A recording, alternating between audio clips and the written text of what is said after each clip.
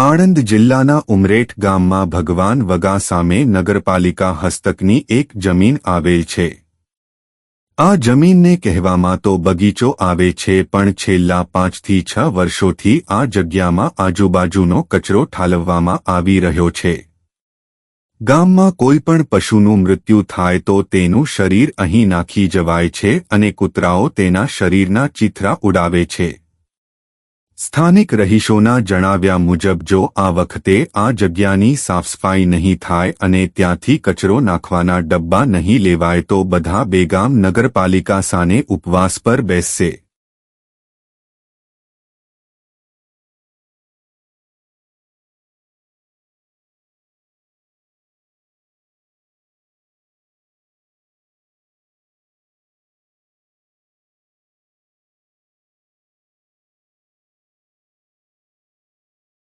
તમે ત્યાં જઈને જુઓ કે કેવું સ્વચ્છ ભારત અભિયાન ચાલે છે।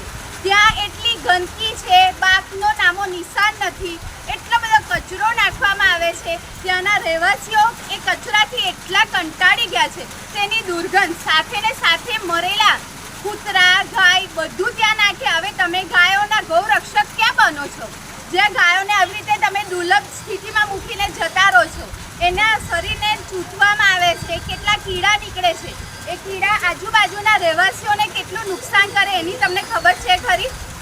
એ મરેલા પ્રાણીઓમાંથી એટલી વાસ આવે છે, એટલા કીડા હોય છે, જેનાથી આજુબાજુ રહેતા બાળકો અત્યારે બીમાર થાય છે।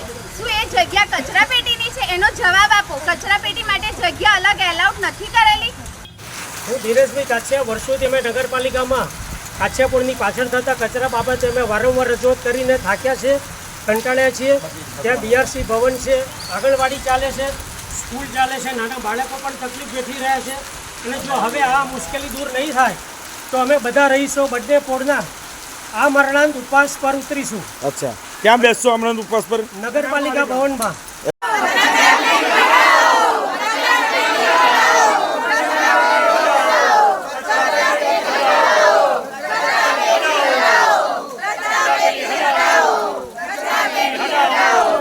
અને ખૂણાની અંદર જ મારું ઘર આવેલું છે અને મારા ઘેરથી ખાલી 10 જ ફૂટ દૂર એટલો બધો કચરો નખાય છે અને જેસીપી વાળા આવે છે તો કચરો ભરી ભરીને પણ એટલો ખાડો કર્યો છે કે એની અંદર અત્યારે એક ટેન્કર ભરાય એટલું પાણી ત્યાં આગળ ગંદકી ભેગી કરી છે।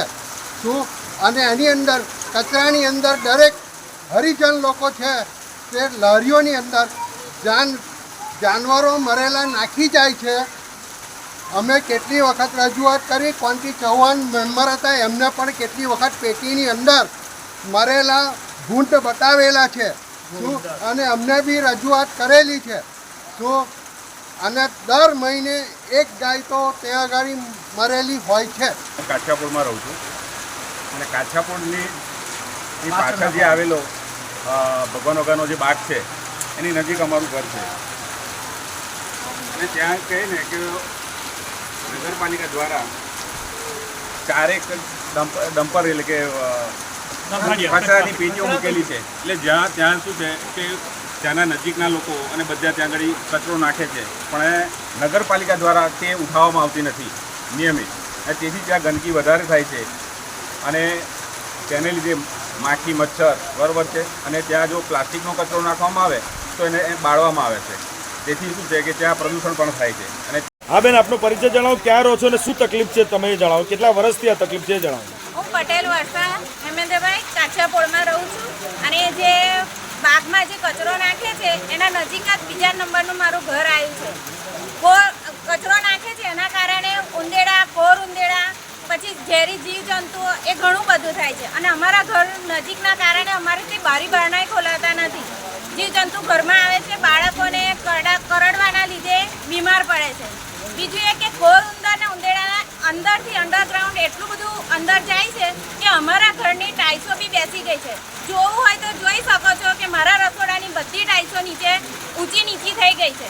મારા બાજુમાં જે છેલ્લું ઘર છે જેની નજીક જ છે, બગીચાની નજીક, એમને તો વારી એવડે 13,000નો ખર્ચો કર્યો, ઘણું બધું ખોદાયું, એમની તો બધી ટાઈલ્સો આખી લાઈન ઊંચી થઈ ગયેલી, તો 2-3 વાર એમને બેસાડાયું। એટલે આ બધી તકલીફ છે અને ગાયો મરેલી ગાયો નાખી જાય છે. ગાય વાય છે તો બધું હોય તો એ કૂતરાઓ ખેંચા ખેંચ કરે. નામ પરમિતાબેન પટેલ છે. હું કાઠિયાપોળમાં રહું છું. મારું ખૂણામાં બાગ નજીક જ ઘર આવેલું છે અને બાગમાં બહુ જ કચરો નાખે છે અને બધું મચ્છર ને બધાનો રોગ બહુ છે. ઉંદર મોટા કોર અમારું ઘર કોતરી નાખે છે. 2 વખત અમે ઘરને સમુકાર મારે 13,000નો ખર્ચો થયો તમારા ઘર રિપેરિંગમાં? આ ઘર રિપેરિંગમાં. અને દર વર્ષે ચૂંટણીનું પાણી મારા ઘરમાં છે ને પાર પડે છે બાગમાં.